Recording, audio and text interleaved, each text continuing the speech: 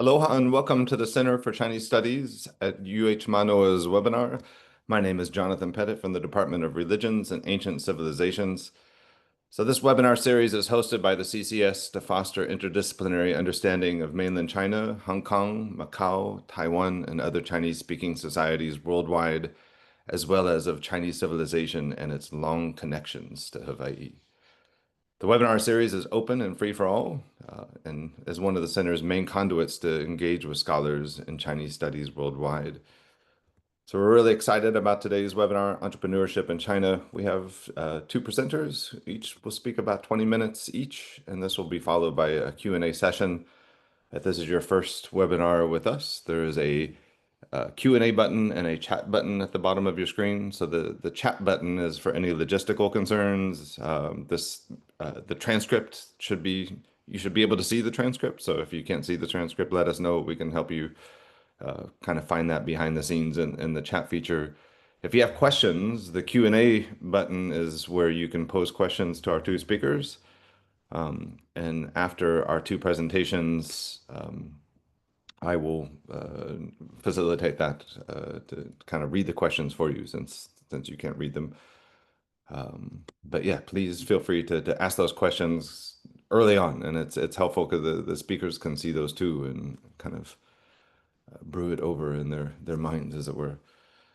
So before we begin the webinar, I just want to take a second to acknowledge the director of the Center for Chinese Studies, Dr. Mingbao Yu, Associate Director Ni Zhang, and Assistant Adriana Choi. So it is really, this whole semester, we've had a great series this semester, and we really appreciate all of their efforts to help us host and promote these webinars. And there's a lot that goes on behind the scenes to make this possible. So with that, today's webinar will examine entrepreneurship in China, and our moderator is Jie Liang, Case Western University.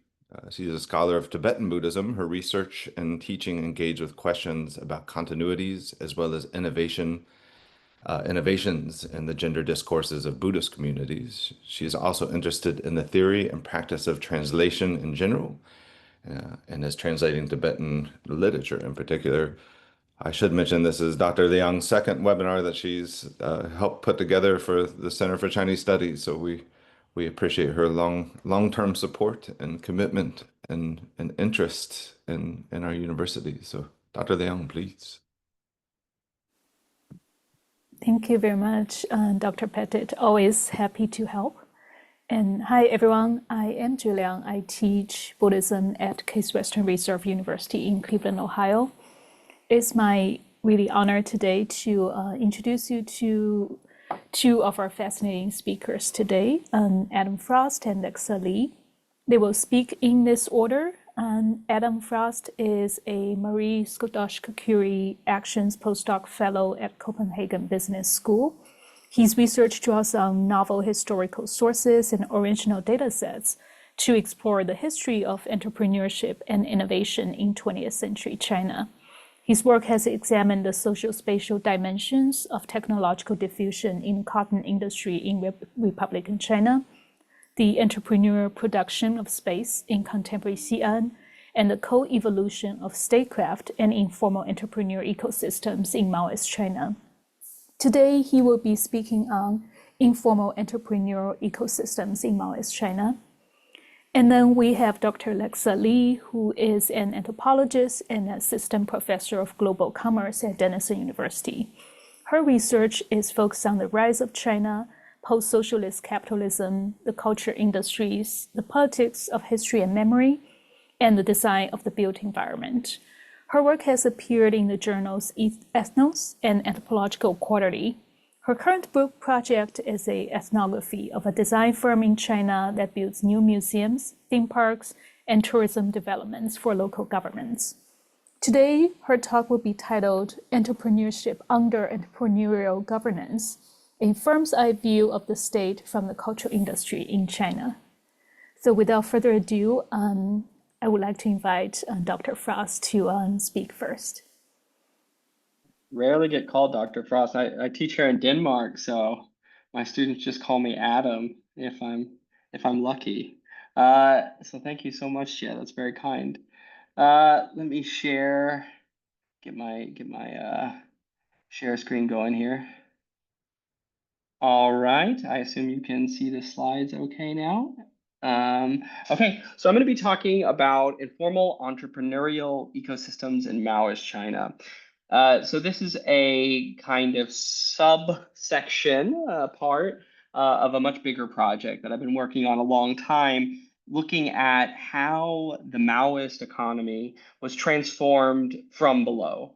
While so many kind of narratives focus on top-down structures of change, political movements, things like that, I look at how everyday actors engaged in economic activities and how very diffuse everyday entrepreneurial action resulted in these emergent structures that gradually reshaped how the economy functioned from below.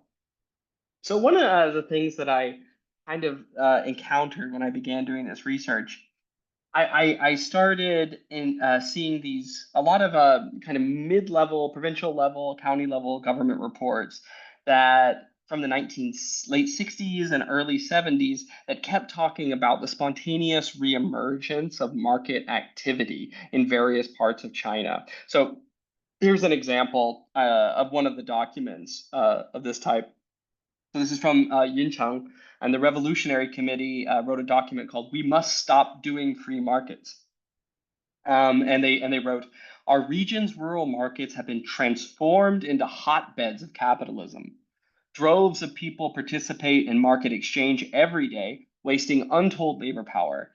They freely transact controlled goods, such as grain, cotton, and cooking oil, and in huge quantities. They even trade bicycles, sewing machines, and other manufactured products." And then they ended with this, what I think is a really great quote: "It is obvious that these are not proper socialist markets, but capitalist free markets."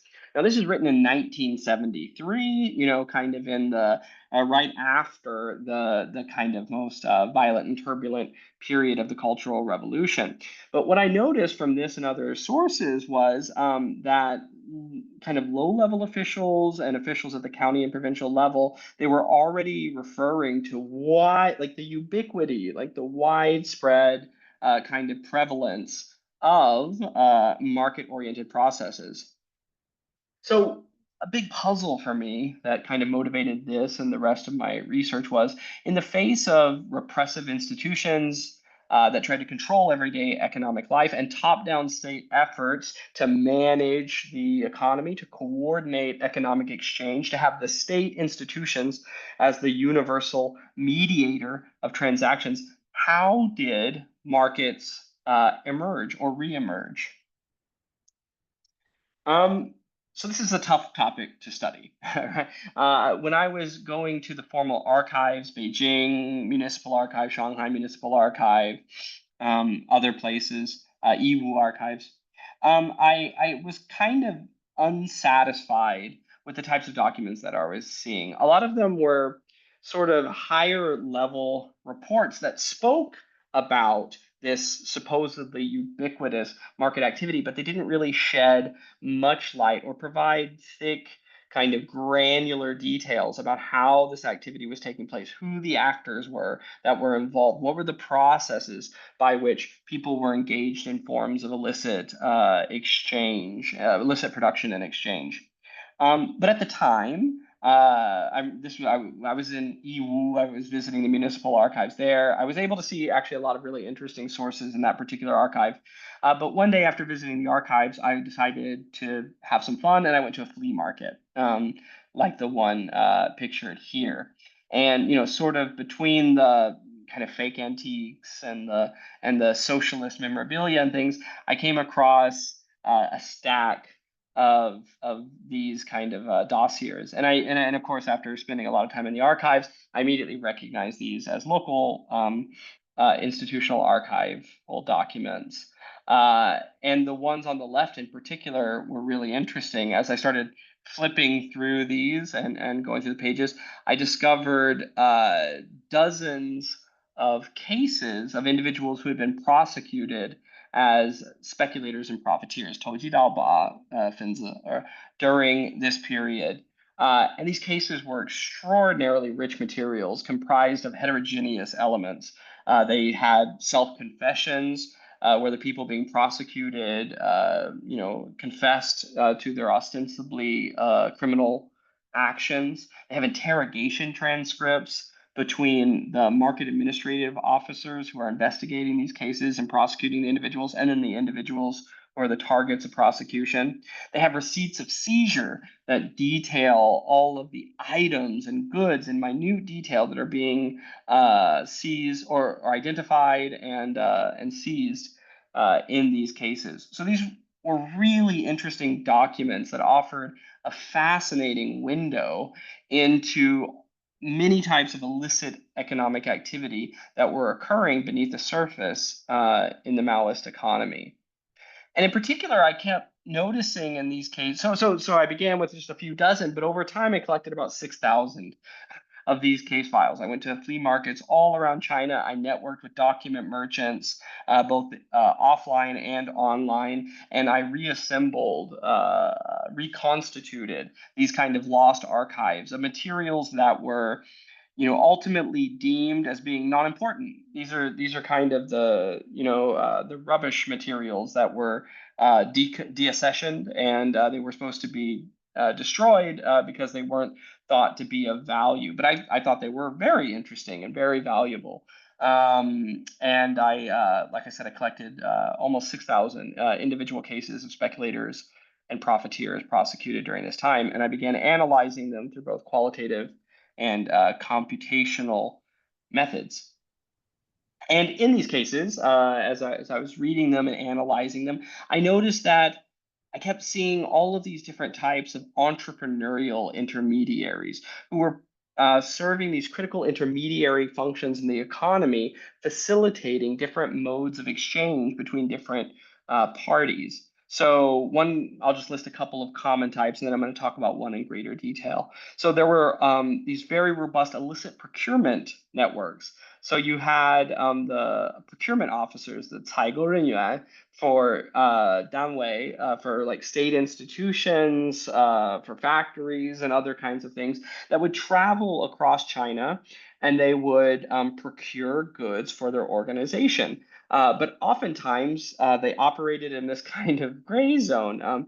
They would procure maybe more goods than they needed. They procured goods that weren't needed as direct inputs into the production processes of their factories or organizations, or they would buy and sell goods and simply remit the profits back to their organizations. So there's a lot of cases that focused on these really vast and complicated, intricate, informal networks that were woven by these procurement officers that traveled around China buying and selling things. There was a lot of cases about underground factories, 地下工厂, and cases about Sunday engineers, employees of state-run enterprises who would moonlight on the nights and weekends and earn a sideline income by working for underground factories. And it was really interesting. A lot of these underground factories, some of these were not small scale operations. There was cases that talked about underground factories producing automobiles that they were selling to state-run enterprises. There was cases also, many cases about underground factories producing intermediary inputs that were sold on black markets and that were purchased by state-run enterprises. So we start to see a lot of robust informal economic activity, but also linkages with the formal economy. Many of these informal entrepreneurial endeavors are feeding into and supporting formal economic activity. A third really interesting class of cases dealt with labor brokers. And they often call them like black contractors, 黑包头, dark contractors. And these were individuals who recruited teams of undocumented workers, usually rural workers, and contracted out their labor to both state-owned enterprises and underground factories. They were, in essence, creating an informal labor market, bypassing the state's rigid job allocation system. And the demand for labor, especially in industries like manufacturing and construction, was so high that these contractors could often negotiate lucrative deals, sometimes even with local officials. So I found cases of Heibaotol, these labor contractors who were they were quote unquote red hatting. They were operating under the aegis of a formal state-run enterprise, and they were receiving state contracts for the major infrastructural projects, like the building of dams and roads. So very kind of large scale informal entrepreneurial activity. And then finally, and this is the one I'm going to talk about a little bit in greater detail, I found lots of cases about ration certificate traders. So these individuals were building up elaborate networks to buy, sell, trade ration certificates, the permits required to purchase essential goods like grain and cloth in the economy. And so because of the activities of ration certificate traders, ration certificates became a kind of de facto currency, facilitating all sorts of transactions outside of the official system. They created an almost parallel system of value and exchange.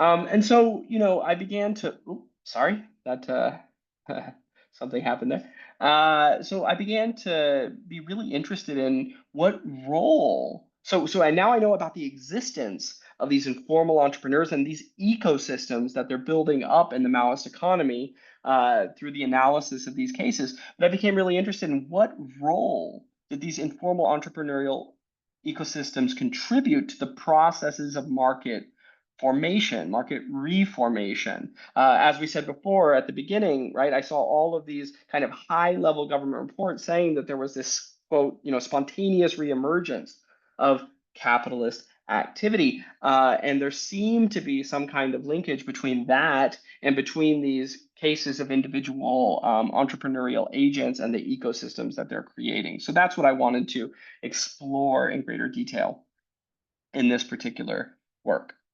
So just a little bit on ration certificates. So ration certificates, are, I'm sure most people here are familiar, but they were the lifeblood of the planned economy. They basically functioned as entitlements to purchase a fixed amount of good at a fixed price. So for example, if you were wanting to purchase grain from a state-run grain shop, then a consumer would have to come with both ration certificates and cash in hand. So the ration certificate enables you to make the purchase, to buy the grain, and the money enables you to exercise the entitlement. So without the money, you can't exercise the entitlement. Without the entitlement, you don't have the ability to buy the grain at the fixed price.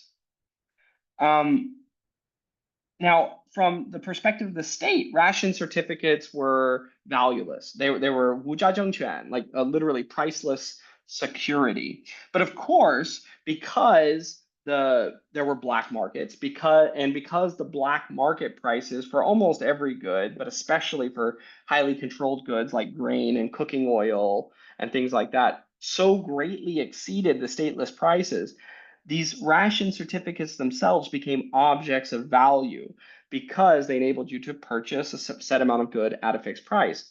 And as such, they became objects that could hold value, and they became objects of exchange. So there was this group of entrepreneurial intermediaries that emerged, ration certificate traders, to facilitate this business. And what they did essentially was arbitrage. They would recirculate ration certificates from places of lower to higher value, or, for example, hoard ration certificates during times when they are less valued, and then to sell in times when they're more valued. So, for example, like winter, summer fluctuations in black market prices. So, and this exchange, this reallocation of ration certificates undermine the ability of state agencies to control the allocation and distribution of basic necessities in the economy. So formal circulation was, this is very stylized and oversimplified, but basically was supposed to work like this. So you have state agencies that issue ration certificates. They would give out booklets to households and to Danwei and things like that. A household receives their allocation of ration certificates, and this is based on the number of members of the household, also like how many people are of laboring age, and things like that. And then they're supposed to redeem those ration certificates. So there's this closed system of allocation and redemption, and it's supposed to operate within a closed loop. But the problem is, of course, there are all kinds of imbalances in the system. Certain households may have a surplus of ration certificates and others may have a deficit.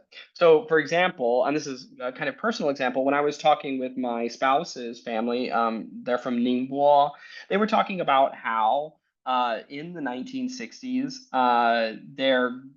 their like grandma's sister's daughter had came and lived with them in the countryside. Now the grandma's sister was from Shanghai. Their family was based in Shanghai, but the family in Ningbo was raising the daughter. Now the problem was she wasn't registered to them, so they don't have ration certificates allocated to them. So now this household has a deficit of ration certificates. But there may be other households that have, for example, like 5 able-bodied laborers. They may be running a surplus of ration certificates. So these local traders emerged to facilitate recirculation within local economies, to move their ration certificates around from places where they're valued less to places where they're valued more. And I interviewed some of these former traders, many of whom were actually the employees of state-run grain shops. So it turns out the state-run grain shops did a lot of, the employees were engaged in a lot of informal buying and selling of ration certificate, at least in some places.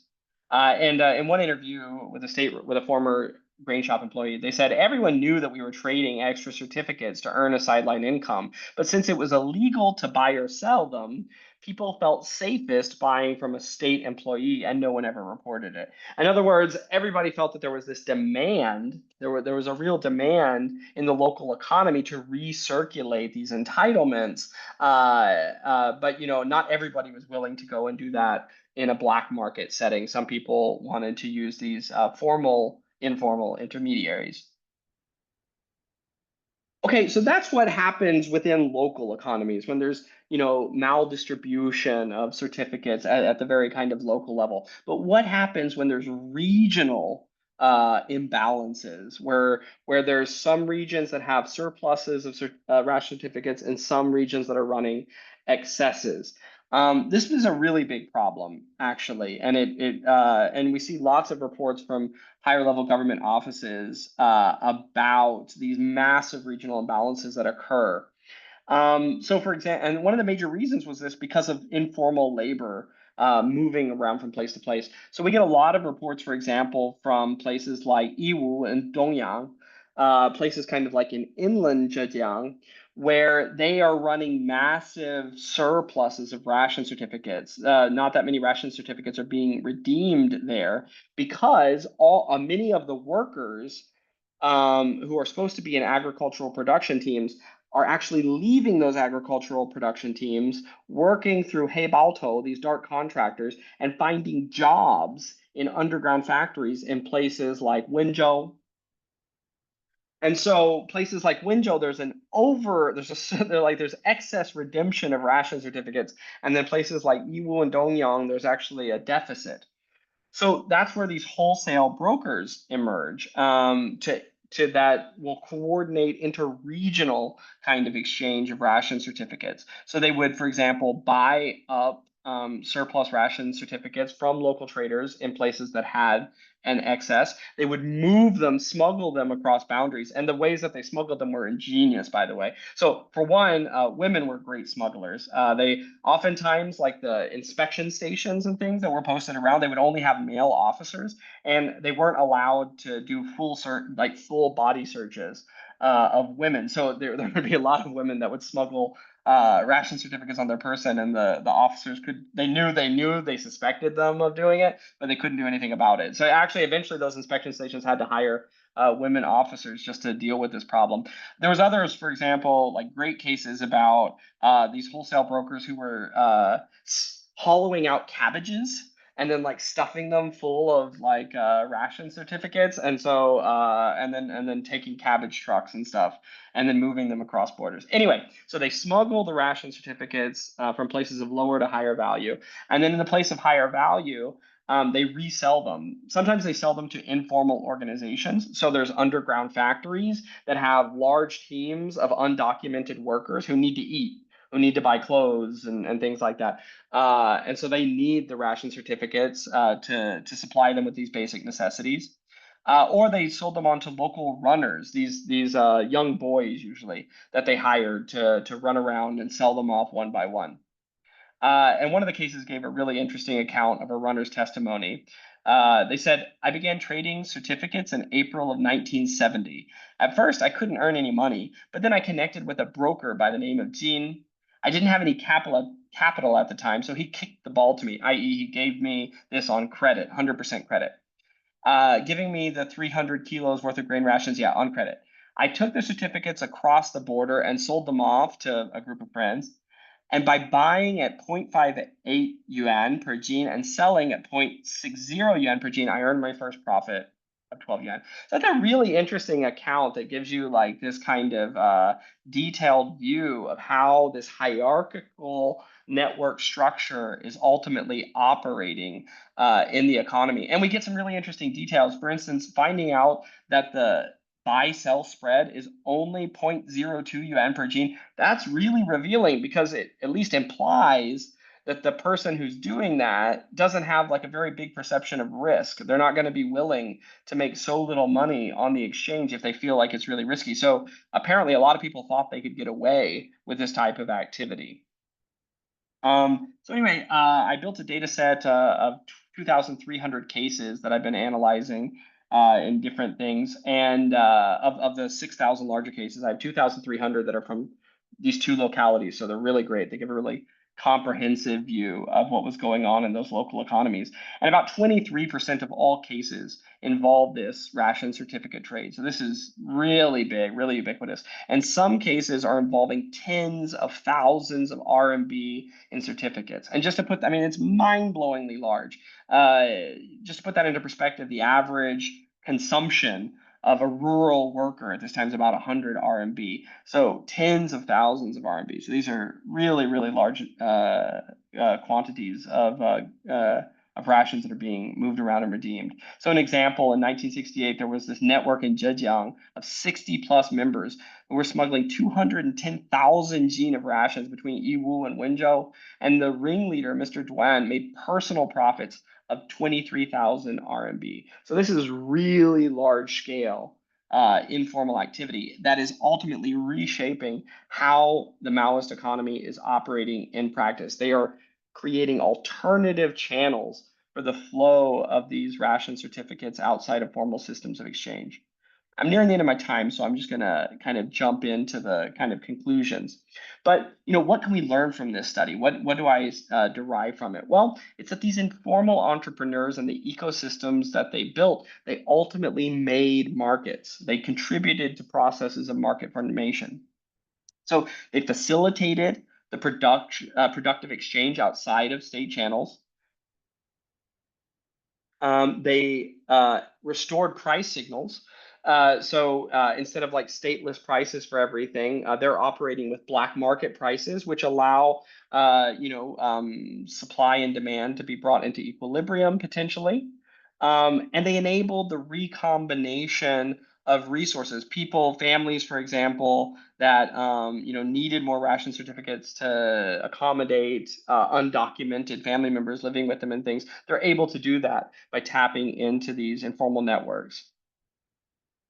Informal ecosystems also reestablished critical linkages in an economy that was theoretically atomized and divided by administrative boundaries. So just mapping out really quickly all the cases from one of those two counties in that data set of 2,300 cases, I just looked at which cases traversed administrative boundaries, and I created a simple heat map. And what we see is that the cases, this activity radiated outward from the center county in a way that's really kind of unexpected. It doesn't strongly conform to the socialist administrative boundaries. If those boundaries were tight, we would expect the provincial boundaries, say, to have a really profound influence on informal economic activity, but it doesn't seem to be the case. These map more closely onto, something like William Skinner's geophysical macro regions or traditional merchant networks, rather than the administrative boundaries that are supposedly containing and structuring activity.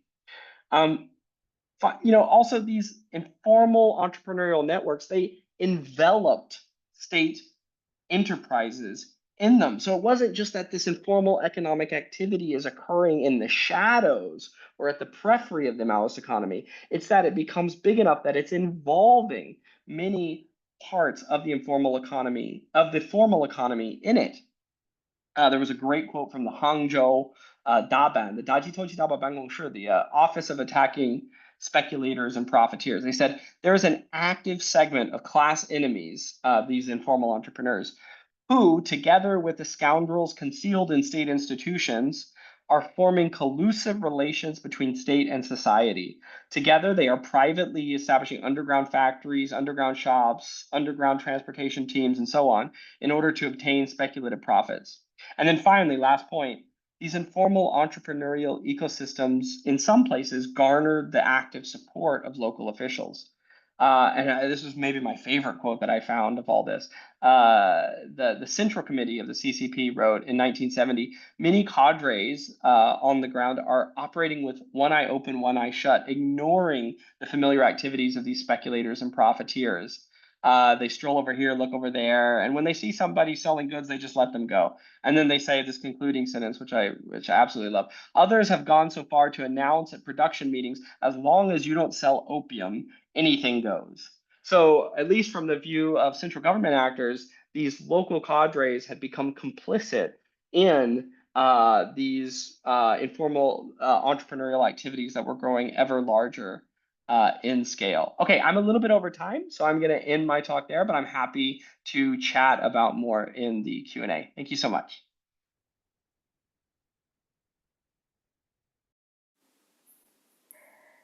Thank you very much, Dr. Frost, for the fascinating report.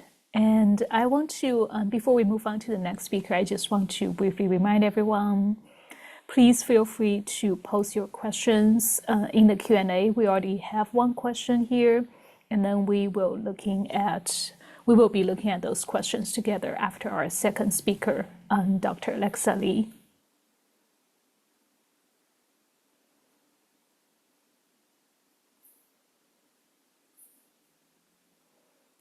And Dr. Lee, whenever you're ready.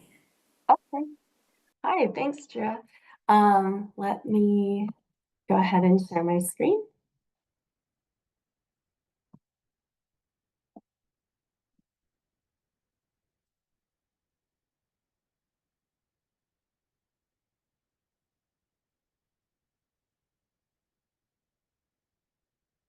All right, so the title of this talk is Entrepreneurship Under Entrepreneurial Governance, a Firm's Eye View of the State from the Culture Industry in China.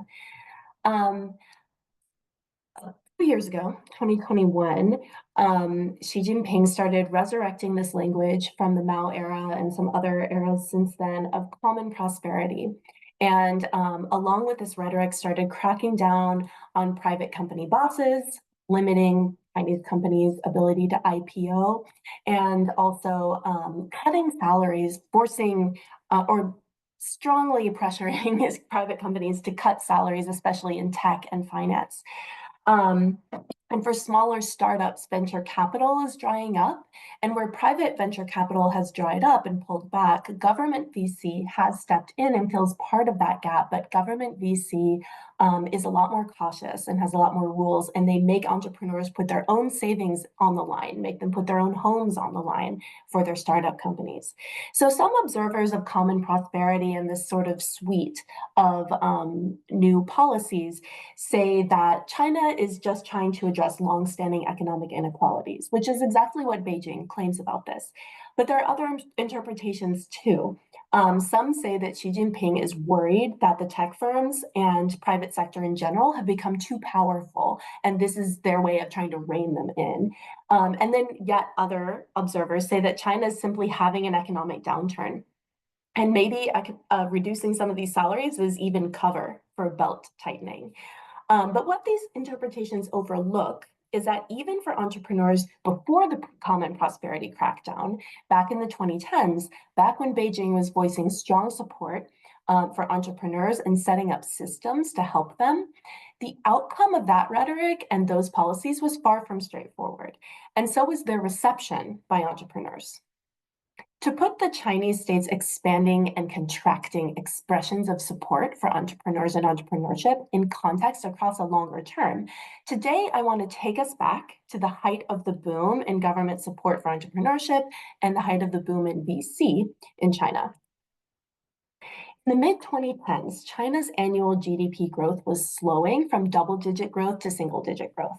And Zhang Lin writes that the 2008 financial crisis really exposed a lot of the limits of China's export-oriented growth model and pushed the country to sort of turn toward entrepreneurship as an answer. Beijing began encouraging mass entrepreneurship and innovation, 大众创业, 万众创新, explicitly as a tool to make that transition from high growth to medium high growth. And it was hoped that this would help China avoid the middle income trap that economists were worrying about. Around this time, I conducted fieldwork with a firm I'll call Jiangnan Design, working in the culture industries. The firm builds museums and tourism developments for local governments. Jiangnan Design was a private firm, about 10 to 15 years old at the time, with about 130 employees, located outside Shanghai. During my fieldwork, some of the state's initiatives to help small companies began to reach the firm. But I found that even at that time, the firm's founders were deeply ambivalent about the state's willingness and capacity to help them. They claimed that the help the government offered rarely actually helped very much, and also that the local governments who were their clients were corrupt and preyed on them. But what they didn't talk about, I think because it's so obvious that it's simply the air they breathe, is that, as I'll show today, it is government initiative that creates the space for their work in the first place. Classic entrepreneurship definitions usually leave out the state. So one of the major, most often cited and earliest systematic definitions of entrepreneurship comes from Joseph Schumpeter in the 30s and 40s. And he writes that entrepreneurs introduce new products, new methods of production, open up new markets, find new sources of supply. So in other words, they're not inventors, they're people who find gaps, find opportunities, exploit new markets. This reminds me a lot of some of what Adam was talking about. The way that Schumpeter's work is used today, it's usually talking about individuals and companies operating in a private market. But I think that's a mistake and a limitation of how his work is used today. Anthropologists and ethnographers of entrepreneurship talk about how entrepreneurship, especially in the last few decades, is used by states and by neoliberal economic systems to walk back responsibility to provide employment and provide social services to worker citizens. So here in that kind of rhetoric, that kind of policy, the entrepreneur emerges as this hero, someone who, doesn't depend on the state and is even going to employ other people. This really kind of echoes in the ethnography of China as well. Anthropologists and ethnographers of China talk about how for many migrant and middle-class entrepreneurs, starting your own business is envisioned as this personal dream and an escape from unfair wage labor, but it often just doesn't solve the economic problems that people are having. So for example, He Xiao writes about how rural-urban migrants suffering in the bottom ranks of China's economy aspire to be their own boss. But their ventures often fail because no matter how hardworking they are or how visionary their idea is, the larger economy is tipped against them. So we can't talk about entrepreneurship in China today without also addressing entrepreneurial governance, or how governments, not just individuals, are required to be entrepreneurial, especially with reference to how they use and buy and sell, but sell really, land use rights. So we're talking here about cities and towns. U Fulong and others talk about how cities and towns are focused less on regulating the private market, as in Western Europe and North America, and instead are really focused on attracting investment and promoting growth. So bringing all these together, if Schumpeter talks about entrepreneurs as people who find gaps, find opportunities, exploit new markets, what I want to pay attention to in this study is how government actually is the entity that creates those gaps, those opportunities, and those new markets. So to do this, I'm going to be focusing on the firm's eye view of government in this talk. And I'm going to go through three ethnographic sections. First, I'm going to focus on the founding of Jiangnan Design and their sort of founder's story. And then two aspects of the firm's experience of government. First, the government trying to act as a booster and a helper. And second, the government as a client. And ultimately, I'm going to be arguing that the state's initiatives vis-a-vis entrepreneurship are not always very impactful, especially not in the way that they are designed to be or their stated purpose. What really shapes outcomes for firms like Jiangnan Design is actually entrepreneurial governance. So I begin with the story of the founding of Jiangnan Design, and I'm going to be reading from my field notes a little bit here. Meng, one of the founders of Jiangnan Design and the head designer, was a serial entrepreneur. He told me he had studied textiles in college, but he had never really worked in that field. He taught himself graphic design, and he learned a lot working for an architect for a while. Then he worked in advertising. In the 1990s, alongside his regular job, he and some friends started a bar and restaurant where they hosted live music, a very 1990s thing to do. In the late 1990s, advertising started to curdle for Meng and his friends. He said it started to feel bad going out and selling advertising packages to other companies. He told me those companies didn't send their executive to meet you. They would send their junior people. So you're getting older and older, more and more experienced, and you're groveling to these recent college grads. Meng's wife worked with them, and she began to really dislike it. So they decided to call it quits.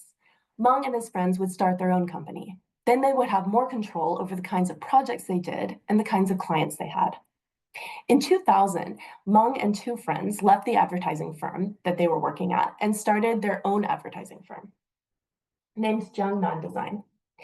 Meng told me that although he had taught himself graphic design, he also wrote print. In those days when the firm had just started, everyone did everything. They were all together in one room, everyone kind of fighting over the same few computers. One form of advertising Jiangnan Design did was trade show exhibits for companies. Through these, Meng and his friends practiced manipulating three-dimensional space in design. They began producing urban planning exhibition centers, a kind of museum where the local government of a city or town displays its development plans. They depict their city 10 or 15 years in the future. After building several of these, Jiangnan Design finally won their first bid to produce a real museum and tourism complex depicting history and culture in 2005. It was on the site of an old copper mine. So this was right at the time when kind of museum boom, right before the museum boom and museum construction began. In 2006, the Chinese state started to increase its messaging that local governments should work to increase the Chinese people's cultural pride or meet their spiritual demands. And then sure enough, the very next year, 2007, a lot more museums started opening every year. And a boom began where they had been opening like 36 a year. Suddenly they're opening 400, not suddenly, it took a couple of years, but started opening up to 400 a year. And as far as I can tell, that boom has continued at least until 2022. So the 2008 financial crisis occurred, and the way that China dealt with the stimulus following that was, of course, to ask a lot of local governments to take out loans to do stimulus locally. And what a lot of local governments did was what they had long done best, which is real estate development. And part of real estate development, you're building a commercial like a commercial real estate development, and sometimes they would open a museum or an exhibition center in the middle of it, or maybe even create an entire tourism destination in the city, like a development in the city, which might involve a museum and also shopping streets and hotels and things like that. And so suddenly there's way more work for making exhibits. All of these local governments are building different kinds of exhibits, and lots of people jump into it. So professors and journalists are moonlighting. You know, they have these low government salaries. They're moonlighting as people who do research, background research, and storyboarding for exhibits. Interior designers start building exhibits. Advertisers like Jiangnan Design get in on the action, and builders who used to just build interior construction are now building exhibits. By the time I met the founders of Jiangnan Design in 2011, the firm had grown to 60 people. It was no longer a scrum of people in a room, everyone doing everything. It was divided into departments: contracting, research, and content, design, interior construction, and accounting. But it was still kind of in startup mode. When I visited again in 2013, one of the other founders and the head of research and content, named Jiao, told me that they just hired people who seemed good as soon as they found them. They decided later which department to put them in. Laughing, he said that lately they'd been hiring so fast, they didn't even know how many employees they had until they sat down at the Lunar New Year and made a full accounting. And it turned out they had doubled to about 130 in less than 2 years. So this history kind of makes it sound like entrepreneurship is a function of personal desires. And it is. Meng and his friends, they wanted to be their own boss. They wanted to stop groveling to college grads in their pitches.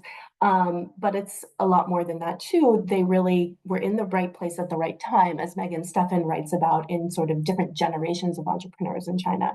And they were really riding this wave of entrepreneurial governance by China's local governments. Now I'm going to turn to two facets of Jiangnan Design's experience of government. And the first one is government as a caring booster of entrepreneurship. One day when I returned after a long time away, Jiangnan Design's directors Zhao and Meng told me with excitement that Jiangnan Design was going to IPO. Well, Meng explained later, it's not a real IPO. It's not really a freely traded stock market where you and I could go buy shares. The new third board, or Xinsanban, was an over-the-counter market, like the NASDAQ in the 1970s and 80s, where qualified institutional investors could buy shares in tech companies. The firm's plan to IPO was an initiative of the local government in Jiangnan Design City. Jiangnan Design's founders had been unaware of the new market in Beijing. They had always funded their firm with their own money, loans from acquaintances, and what Kelly Tsai calls back alley banking, or underregulated private loans at sky-high interest rates. When I asked Meng why the firm couldn't apply for bank loans, he responded, "Those loans are really just for state-owned enterprises." Initiatives like the new third board are aimed at securing funding for startup companies and helping them escape back alley banking. Fair enough. There was just one problem, though. Is a company that designs museums and tourism developments a high-tech enterprise, 高新科技企业, that belongs on China's NASDAQ? So here I examine how the local government took Jiangnan Design and molded it into an appropriate representative of innovative entrepreneurship and an appropriate recipient of government support. One day, a government worker named Ms. Xiong arrived at the design studio for a meeting. She was from the local government's business development office.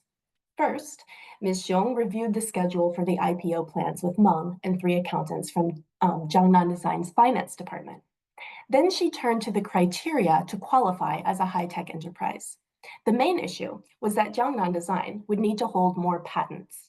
She explained, Jiangnan Design has to demonstrate that you have original use methods for technologies, as well as inventions. Meng responded confidently, we should have quite a few inventions. In fact, Jiangnan Design did already hold some patents for the tech methods that they used in their museum exhibits. Their multimedia installations combined video, lights, and sound, and were often activated by motion sensors and other technical methods. Back in the meeting, Ms. Xiong asked, have you filed your annual paperwork yet? The youngest member of the finance team responded, "We've applied for the city level and the results haven't come back yet." Ms. Xiong was surprised. Another member of the accounting team said, "That agency's website seems to be under construction." Ms. Xiong said, "I seem to remember that in a previous year, Jiangnan Design did all its paperwork within the last couple days of the year.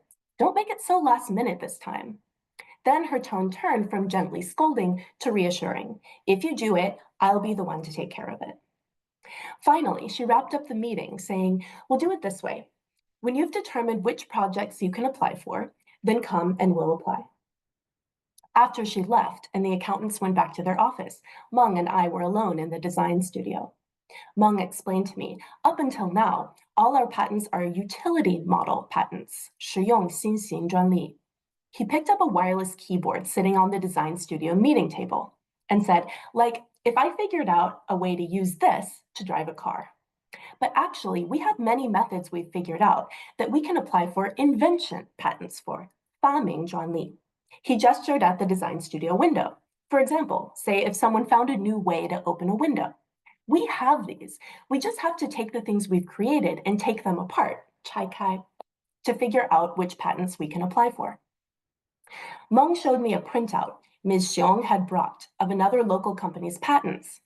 It was 2.5 pages long. 6 were invention patents, and the remaining 2 to 3 dozen were utility model patents. The company was called Bright Window, and it was much larger than Jiangnan Design, occupying a skyscraper downtown. Bright Window was an interior design firm, and it seemed like an even stranger fit for the high-tech enterprise designation and the new third board stock market than Jiangnan Design was. In this encounter in the design studio, Ms. Xiong presented herself and the local government as a caring steward of local business. She reassured Meng that she could help the firm qualify to IPO. She combined expressions of care and assurance with gentle, almost parental chiding when she exhorted them not to wait until the last minute to submit their paperwork. Yet what I want to highlight here is that these state programs to support entrepreneurship were not being used for their intended or stated purpose. Jiangnan Design was not applying for patents in order to protect their inventions and profit from them and use that to grow the firm. Rather, the patents simply qualified them to IPO. And as I learned on a follow-up visit, almost a year after Jiangnan Design's IPO, no one had even bought their shares on the market, so the IPO did not help them escape back alley banking at all. Yet these initiatives did achieve something. Jiangnan Design got registered as a high-tech firm, had an IPO, and made the local government look good. Now I turn to the final aspect of their relationship with government that I want to show you. And that's government as a client. Jiangnan Design was building a persimmon museum in China's south. The local town here was famous for persimmons, a kind of fruit that grows on trees. And the whole complex was spread out across the whole city. It was going to involve a pedestrian-only shopping street, newly built, but in Qing Dynasty style. A garden where you could actually book a tea tasting with persimmon snacks in a pavilion, an auction house for the wealthiest tourists that might visit to buy persimmon-related products, and finally a museum about the history and culture around persimmons. It was the museum that Jiangnan Design was contracted to work on. Like most projects, it was built by the local government there.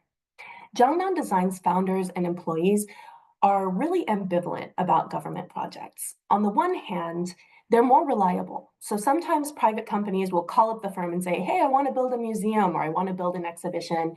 And company spends a lot of time on it and the project falls through. But local governments generally actually build their projects when they start them. And they accounted for about, the founders estimated, about 90% of Jiangnan Design's revenue. But on the other hand, Jiangnan Design's employees often said many of their projects were just built for the officials to make them look good. They weren't really for the public at all. They had low visitorship. And also they said that officials would ask them for bribes and kickbacks. So turning back to my field notes here. Just as the Persimmon Museum was nearing completion, Jiangnan Design's on-site project director, named Lei, had been experiencing some difficulties with the local official he worked with most directly, named Director Chai. Lately, Director Chai had become agitated and minutely critical of Jiangnan Design's work. He was reluctant to sign off on each newly completed component of the museum. Designer Meng decided to come visit to smooth things over with Director Chai. On Saturday, we met with Director Chai and spent the whole day with him. He seemed like an affable man and very active. First, he took designer Meng, project director Lei, and me to the public garden. We sat in a persimmon tasting room, built of beautiful rough-hewn wood, trying persimmon teas, persimmon cakes, and spiced dried fruits. On Sunday, Director Chai took us on a bicycle ride around a local reservoir. Before the long drive outside town, Lei tugged my sleeve toward his car. I was to ride with him, while Meng rode with Director Chai. In the car, Lei explained that we needed to give the two senior men some time alone to talk. After we arrived at the bike path and began our ride on 4 bicycles Director Chai had stored in a nearby government office, I hung back, only because I'm not very athletic. But Lei cycled over to me and thanked me for hanging back and giving Meng and Chai more time alone. Finally, Meng left town. He said he was exhausted, having spent the whole weekend in so-called leisure with Director Chai. And he said he still was unsure what Chai wanted. On Monday morning, Lei picked me up at my hotel and we stopped for breakfast on the way to the construction site. As we were eating, he received a phone call, then another, then another. Lei looked at me nervously. "Are you finished?" he asked. We abandoned our noodles and hurried to the museum. When we arrived, Director Chai was standing with a group of construction workers in the ecology exhibit, surrounded by stacks of branching tree trunks and piles of artificial leaves. He was the same middle-aged, well-dressed man that designer Meng had spent the weekend affably placating. But he was different today. He was livid. He was yelling that the leaves were all wrong. They were far too large for the city's famous persimmon species. "You may not know," he fumed at project director Lei, "but any local will know as soon as they see them. My superiors will never accept this." Lei admitted to me privately that the leaves really were too large, but he still spent all day trying to convince Director Chai to accept him anyway. In the evening, Lei slumped wearily in a restaurant booth. He was so tired, but he had agreed to give me an interview before I left town. The interview ended and I turned the recorder off, but we were both too tired to move. Our conversation turned to how firms won project bids in the exhibition industry. Lei said that there were certain officials who helped firms win a contract, and so firms might have to pay kickbacks to them. He explained it like this. In the process of doing a project, things might come up. There might be changes in the plan, or there might be loss of materials. And so the profit is smaller. And so the local official who helped the firm get selected, their take will be smaller too. And this is taken care of along the way. For a project, a company is not paid all at once. They're paid a bit at the beginning, more later, and at the end. And the kickback might happen several times once profit is made, or all at once, not necessarily as part of every payment. Now, don't forget, he told me, the local official who helped your firm get chosen has many people under them to share it with. So they'll kind of let you know when they're starting to get anxious.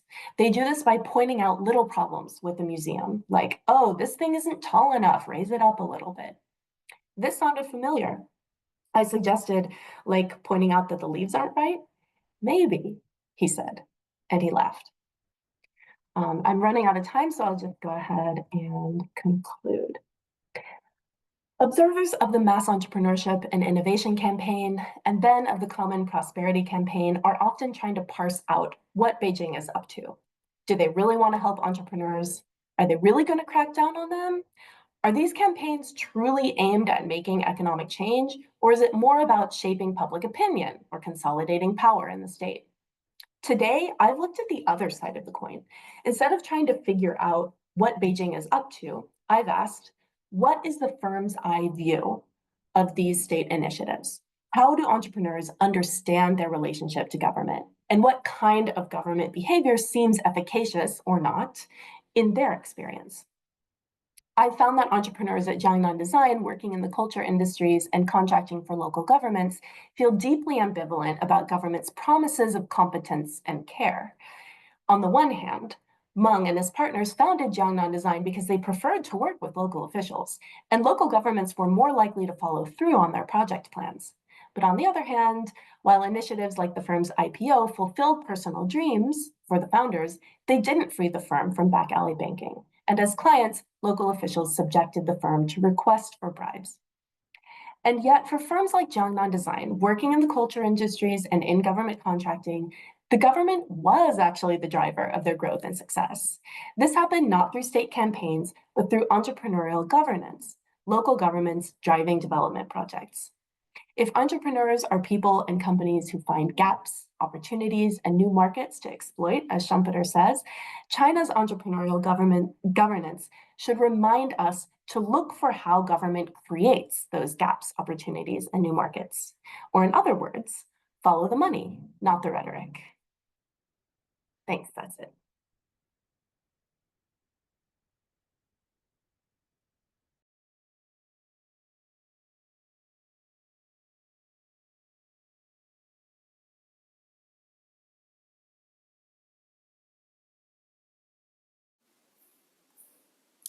Thank you very much, Dr. Lee and Dr. Frost, for two really, really fascinating talks. And now I will hand the microphone, the virtual microphone, back to Dr. Petit for the Q&A portion.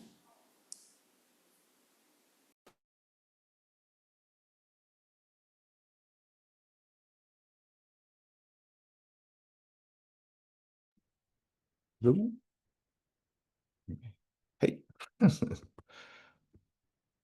So we have like a one question in the Q&A. I don't, did you want to speak first before we move to that? I think we can start with that. I Start, certainly yeah. have many Okay, questions, good. but I'll Sure. wait. Yeah. So again, everybody, please questions in the Q&A tab. We have at least one that was put forth by Dr. Lockwood Young, and this is for Adam's talk. It says, Kate Joe at the UH Manoa first described that a bottom-up farmers' PRC economic transformation from communist to capitalist economy, a paradigm shift in understanding from then prevailing scholarly opinion of the top-down transformation. So this founding was further described by Wang Feng, UC Irvine. So just kind of looking for comments or maybe how this fits into those previous studies. Yeah, absolutely. I mean, so those are great citations that I'll definitely be engaging with. So I think, look, we have two really kind of big camps of scholars that I'm engaging with here. So we have this group of PRC historians and political scientists and economists who have looked at the Maoist economy from more bottom-up perspectives. Now, much of that work is based on situated ethnographies and then like deep readings of individual sources. So you have people like Brian DeMere, who's like done some of the case analysis that I've done. He's done very deep micro historical analysis. You have Puck Ingman and Daniel Lees, who have used cases for kind of different purposes in the Maoist economy. You have people like Zhang Lutian at Fudan University who did really rich village level ethnography views, which very much are kind of in line with what I'm saying.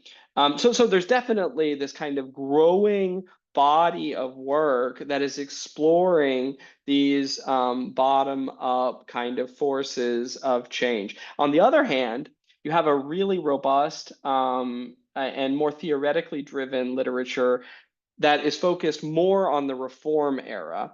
So you have great people like Kelly Tsai, you have Huang Yasheng, Sonia Opper, Victor Ni, who are theorizing the bottom-up forces of change in the reform era, but they're not taking it back into the Maoist era. They're really mostly using 1978, 1976, somewhere in there, as their kind of starting point of transformation.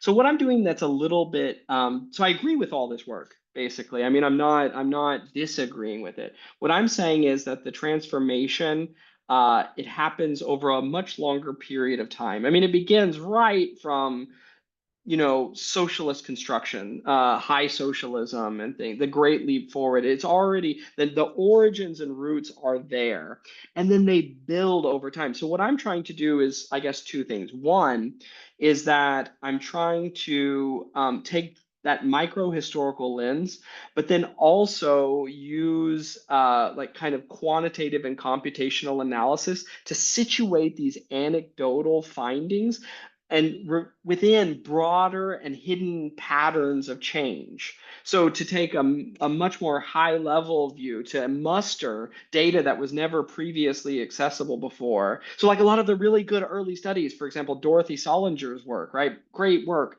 on the Maoist economy and stuff, but it's based on newspaper articles, which are, they reveal particular things, but they obscure a whole lot.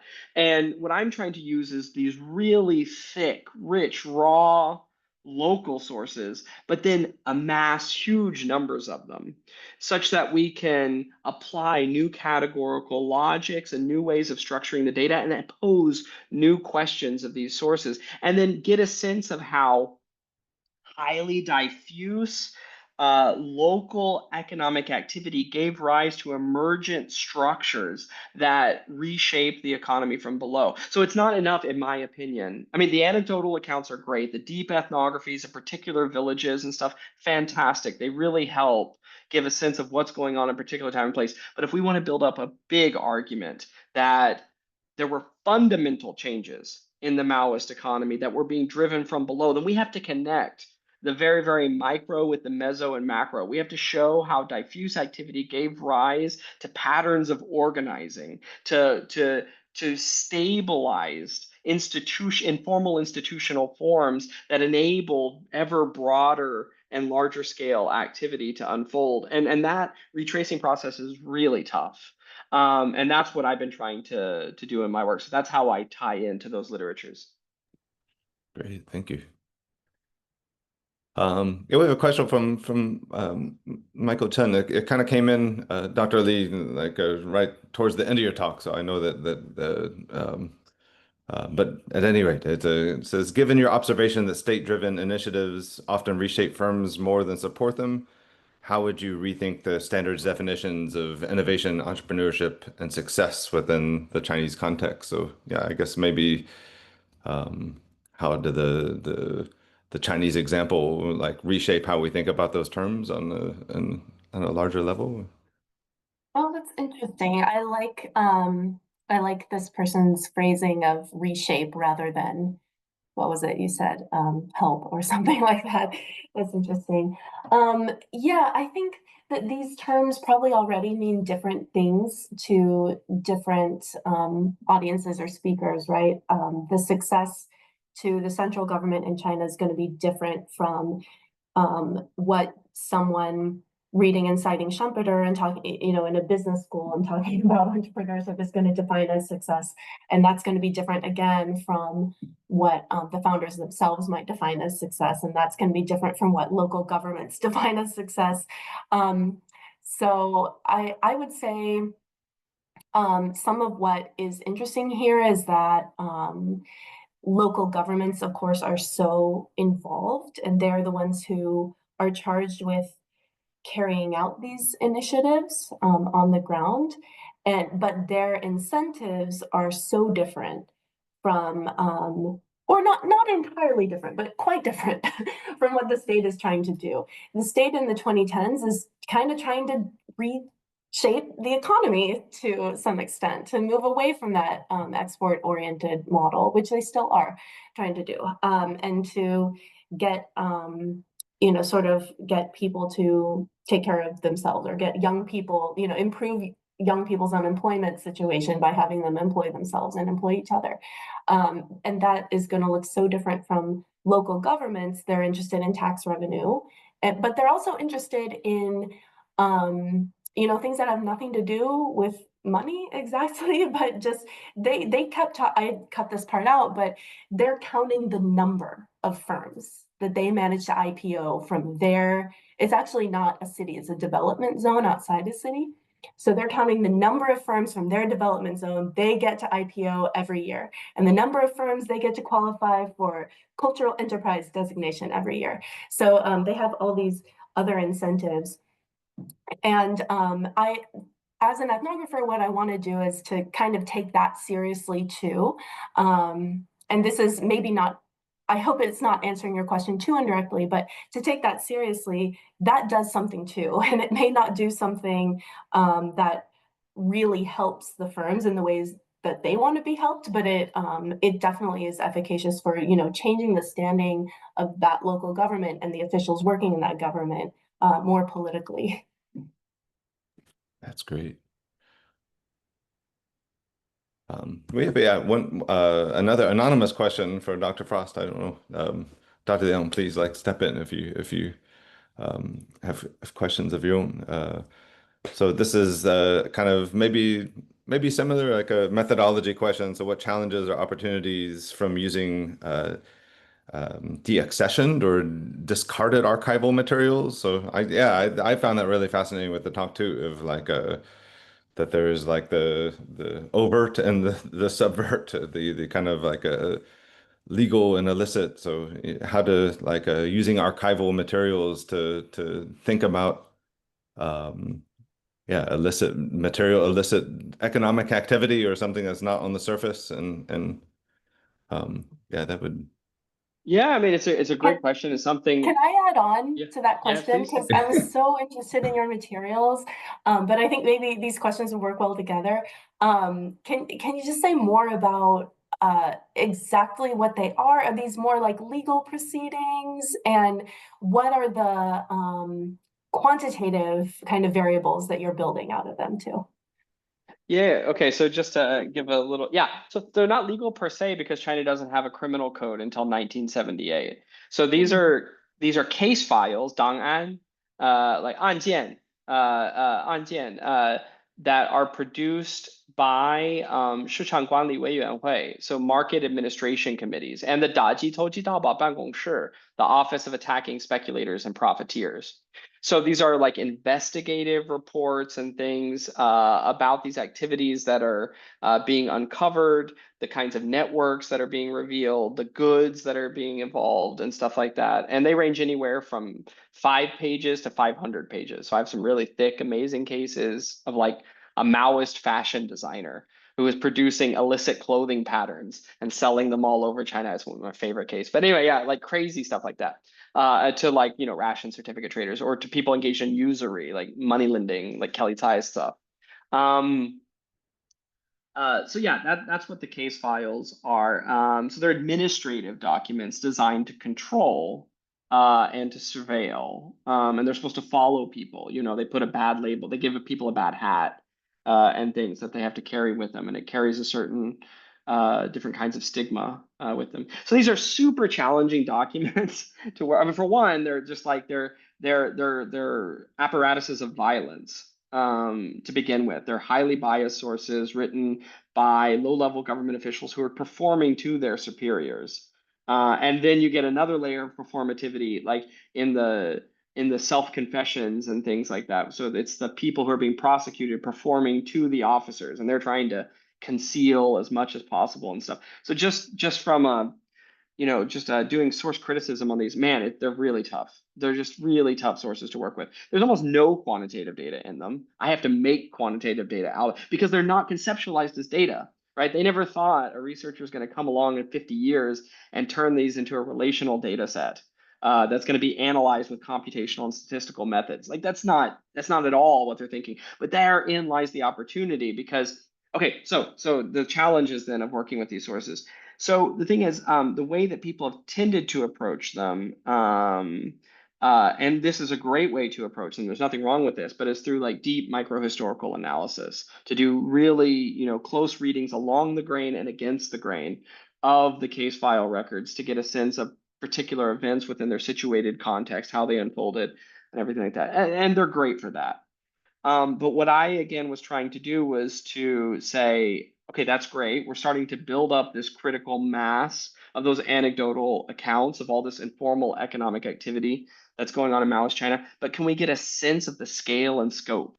And can we get a sense of its transformative impact? And so then I had to start working with these sources in different ways. And therein lies the challenges, because now I'm having to take these sources that have been, so they were deaccessioned, they were deemed not of value. They weren't like top secret documents or anything. These are like low-level institutional reports that during the archival consolidations of the 1980s are deemed as trash. So they're going to be the stuff that gets thrown away. Or a lot of these were, for example, like they were just taken home by the market administration officers and they were going to like burn them on their stoves. But then someone put them in their attic and forgot about them. And then a document merchant bought it later. I mean, like it's crazy how these documents got preserved. So what's really difficult about these is now you're not dealing with archival logics anymore. You're not dealing with the curatorial processes of archives. Those are gone. Those are lost when we're reconstituting these archives. Now we're dealing with market logics, and we're dealing with like hyper idiosyncratic variables, like a market administration officer took these home to burn them as cooking fuel, but then ended up not burning 70% of it. What got burned, what didn't get burned, total product of happenstance. And there's no way to like, it wasn't like, oh, he burned the least valuable documents first or something, right? So, and then when they enter into market circulation, now, now it's being commodified. Which documents are valuable? Which ones are not valuable? What prices are they setting on them? Who are the merchants selling to? And why? So actually, as I turned out, when I was going around interviewing all these merchants, figuring out where the hell they got the documents from, who they were selling them to, turns out my biggest competitors were, well, two things. One, other researchers, because who else is going to read these, right? Like, what's the market for these documents? I mean, I just kept asking myself, who besides me wants this? Like, that was always a baffling question to me. The second thing, and this started to make sense, the second biggest competitor I was up against were the local archives, who realized, oh man, we have tons of stuff circulating around. We should probably buy it back and then decide more consciously this time what should be destroyed, what should be kept, and stuff like that. So that's really interesting. So you have all these kind of different factors going on that make these documents really difficult to analyze in a systematic way and to build up larger generalizable arguments. I had a lot of methods for dealing with that, those different sources of biases. Now, none of these are like necessarily fatal biases, because archives have tons of biases too, like the curatorial logics of the archivist, what you're allowed to. There was a couple of times when I visited formal archives in China. This one time in particular, I went to the archives in Yiwu, and I'd taken the head of the archives out to dinner and did the wining and dining and stuff. He gave me actually unrestricted access to the mulu, to the table of contents of the archives. So I was able to see everything. That I couldn't see the documents, but I could see what they had. I knew exactly what they had. The amount of stuff that you're allowed to see at the end of the day is nothing close to the amount of stuff that the archive actually has. And the selection process that goes on there is extraordinarily opaque. And oftentimes it was just a judgment call, on the behalf of some, kind of archive. It's not like, for example, Shanghai Municipal, they've actively decided what to digitize and what to allow people to see. A lot of the archives, it's just a personal judgment of, is this politically sensitive? Is this going to get someone in trouble? And so anyway, archives face all kinds of biases and hidden biases and stuff too. So anyway, yeah. So just dealing with a different set of biases and then using strategies for trying to mitigate some of those. That's a great answer. I love the phrase curatorial logic. That has a lot of mileage. I think, Dr. Leong, do you have a question you want to ask? I do, and this is kind of a selfish one because I kind of came out of that field as someone who studied religion. But I do notice that both Dr. Frost and Dr. Lee have also utilized interviews and ethnographic data. So one thing I think, at least in my field, we are starting to reflecting on is the positionality of the ethnographer and the making really explicit the context in which this kind of interviews and this kind of conversations happen, and how might it be otherwise. Thinking about there's a different person doing this kind of research, there's a different context where this kind of conversations happen. So this is more open-ended, but I was wondering, thinking about methodology, if both of you would like to just making your context or your positionality or in which you have conducted your ethnographical work a little bit more explicit?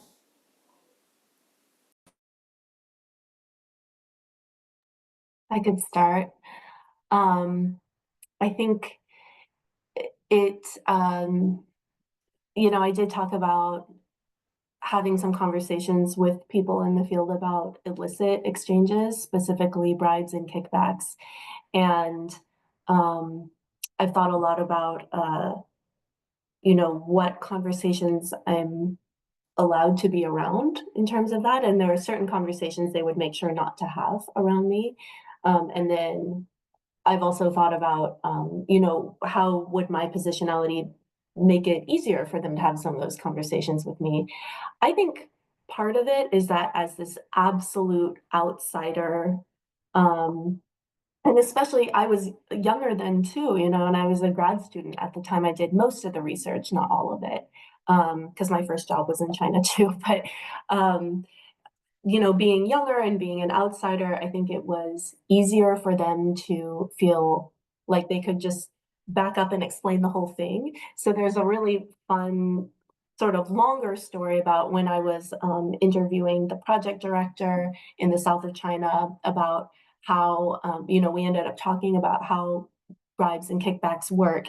He actually got a bunch of props from the table where we were and was moving them around and saying, okay, you're the key and the mug is the project and it's $100. And then we also have this person who introduced you. He was sort of doing this constellation of items on the table. And I'm not sure he would have done that with, someone who operated in China and in Chinese as a full adult, which I didn't. So maybe it was easier for him to break it down for me and to really bring it down to the elements and explain it almost as you would to a kid, because I, had no background in that at the time. So I think that makes it easier to some degree. And I think that they were a little more willing to have conversations about illicit exchanges in front of me because, they knew I didn't have the background and wouldn't probably, well, for one thing, wouldn't understand all of it. But for another thing, we had talked about what my project was about and what I'm focusing on and how that was part of it, but not the central part of it. So I thought a lot about how that would look today, going back as a professor and going back not, just not as a student anymore. And I think that there was a kind of access I got from that. And so that's, the positionality there is really interesting.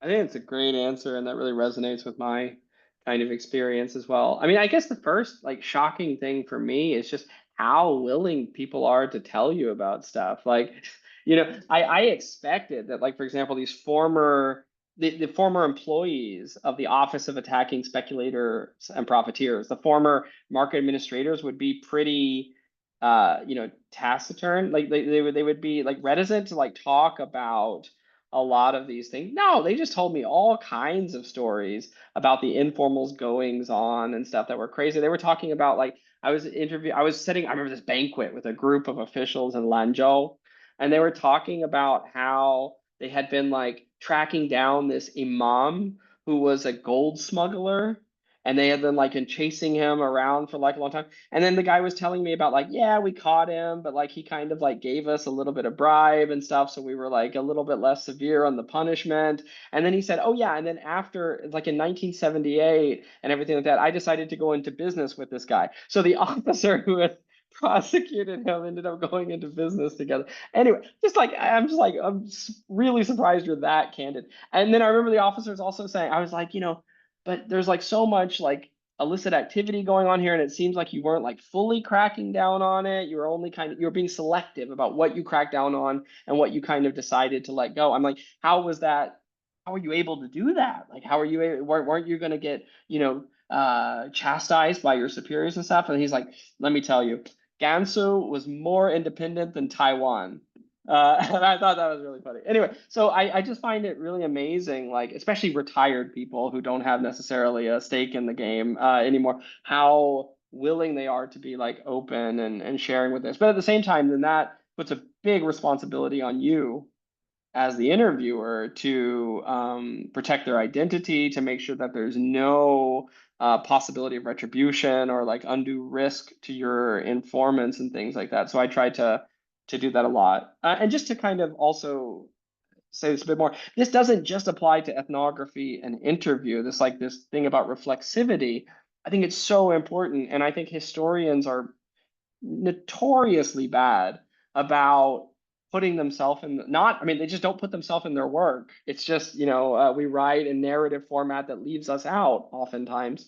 And also we don't really talk about the methods, like what we're actually doing, like how does historical knowledge production actually unfold. Most of the best stuff I've read on uses of archives and things is coming from anthropologists. It's ethnographers of archives, like books like Paper Cadavers and stuff like that, where you're getting, like Kristen Well, like really deep accounts of like archival engagement and how these things actually unfold, like processes of secretization and the political and power dimensions of all this. They're coming from anthropologists largely, not necessarily historians. So I think there's so much to be said for taking those anthropological insights that are coming mostly from anthropology and then bringing them into historical knowledge production as well, thinking more about who we are as the researchers, how our particular biases and the things that we're bringing to the table are theoretical frameworks, oftentimes, which we leave implicit as well, how they're informing the ways that we're engaging with the data, the ways that we're producing knowledge.